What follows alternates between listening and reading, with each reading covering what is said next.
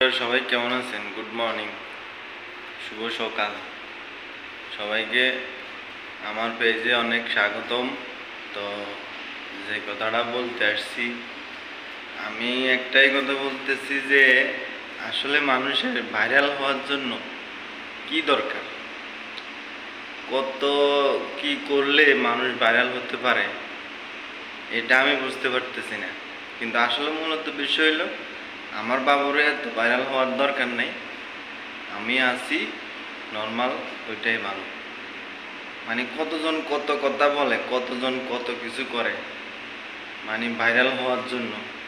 কেউ জেল খাটে, কেউ মামলা খায়, কেউ দর্শন মামলা খায়। মানে কিভাবে যে ভাইরাল হবে, কারে কিভাবে রোস্ট করবে, মানে কার বিরুদ্ধে কে কত বেশি রোস্ট করার পরে ভাইরাল হতে পারে, এটাই চিন্তা করে মানুষ। আসলে এটা ঠিক না। আমি একটা পার্সোনাল পেজ চালাই বা আমি একটা প্রোফাইল চালাই, এটাই আমার বেশি।